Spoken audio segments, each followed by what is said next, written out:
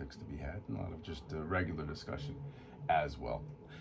Opened up today. I was driving in today. I had something completely different that I want to talk about, but I was driving in today, and I was listening to a couple of, I don't know what I call them, but they were on the air, and I happened to be listening to them. And I just made me think of something. My mind was wandering, and I said, "Can people really change?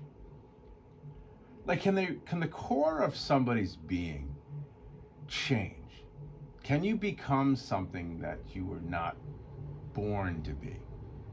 Like, I think you can become something that you were not born to be, or you can change your actions. But I don't know if you ever can change who you are, right? We all come with a certain level of whatever it is that makes us what we are. And I don't know if you can ever remove that. And I was thinking about this in a violence context or a criminal context. You create something, whether it's through environment, DNA, combination, whatever, set of circumstances, you create something. I don't know how you uncreate that. That old saying, once a cheater, always a cheater. Once a thief, always a thief. Once an abuser, always an abuser. You may be able to beat it, like an alcoholic. You have to admit that you're an alcoholic in order to deal with that every single day. You have to acknowledge that you have a problem, right? So if you have that problem, you have to figure out daily how to beat it. Same goes for gambling, drug addiction, etc. It's still in you, right? It's still in you, but you've, I guess, masqueraded it. You've somehow figured out a way to cover it up. And in some cases, people end up living a good life because of it. And maybe they're productive members of society because of it. But aren't you always still, like if you're a stone killer and you rehabilitate yourself, even if you've seen or found God and you completely changed your ways, deep inside of you, does that original person still exist? I tend to think they do. I think that people are able to change how they act, but deep down, you are what you are. I think. Hard to change that.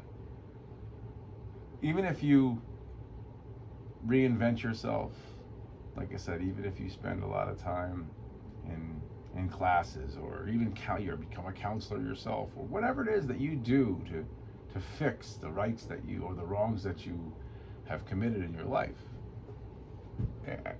inside is still that same person. Now, I'm not saying, again, you can't become a better human being. You can. But don't you look at somebody who's done something a little different, even if they've had this miraculous transformation, right? Okay, so the point that I was listening to is somebody was mentioning Michael Vick this morning on my way in. And how they were waxing poetic about one game that he had. And I was saying to myself, I tell you, no matter what, there's nothing ever that I could never get myself to a place where I would ever compliment that person, because to me he's a monster. Inside there's that monster, always. I never look at him different. I'll never look at him, the same. I'll always look at him the same as being that monster. You'll never be able to change that, no matter what he does. No matter how many animals they claim to save. I mean, same guy who electrocuted dogs and drowned them, etc. The same idea goes, let's say, for a pedophile, or someone just a common thief, like a cheater, or an alcoholic. I mean, if you're an alcoholic, you can certainly pick yourself up off the ground. Let's say you're married to an alcoholic, okay, and your life was bottomed out, and he figures out a way and goes to the AA meetings and becomes a great human being again. The person, let's say, that you marry, for whatever reason, went off the rails, became an alcoholic. For a decade, he drank every single day, blah, blah, blah, essentially ruined everything. But picked himself up off the ground and figured out a way, blah, blah, blah. And, well, my question is, when he leaves the house in the morning, aren't you a little bit nervous? So is somewhere deep inside of you a little bit of a wonder as to whether or not today's the day he goes off the rails? I know this sounds maybe like I'm being too harsh. I'm not saying that I don't respect people that can change, and I don't think that it's a positive thing when people change. I do. I think it's very positive.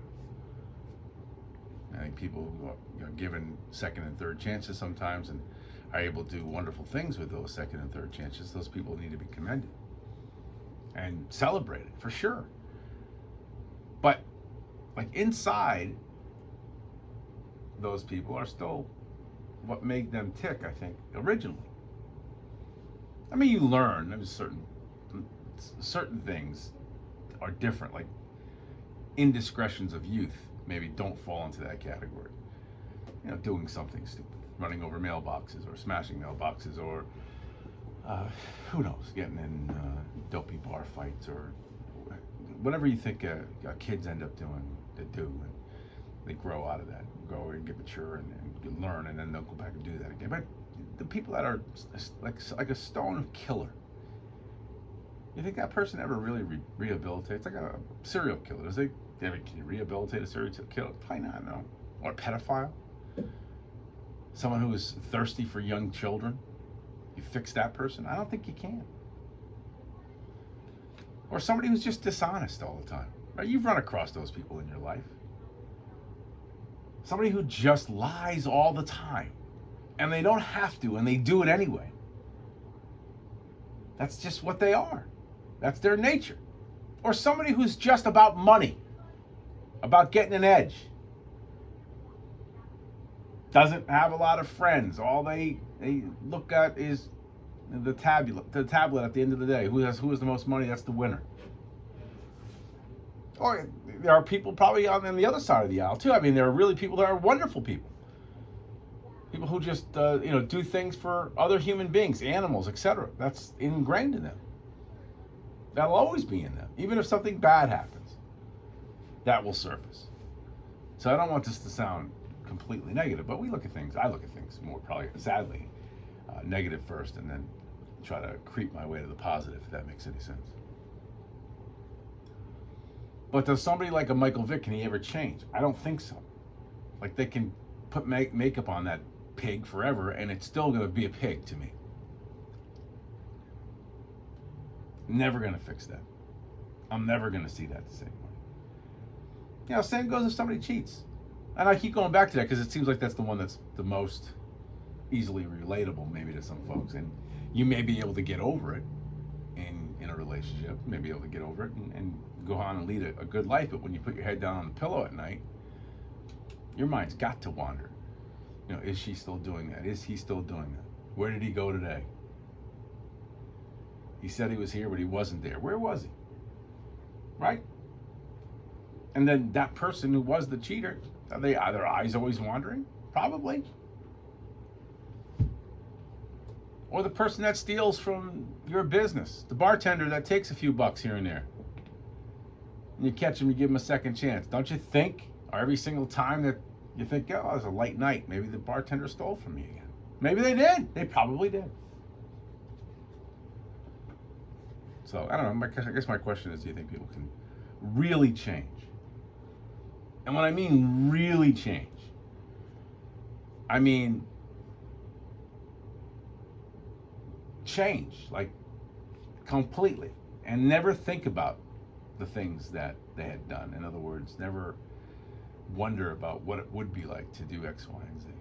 So I just find it hard to believe that once, like that zebra, the zebra has their spots, that's it. Or stripes, excuse me. All right.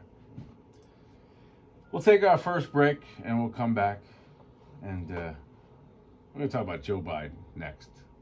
Monkeys and footballs. Stick around.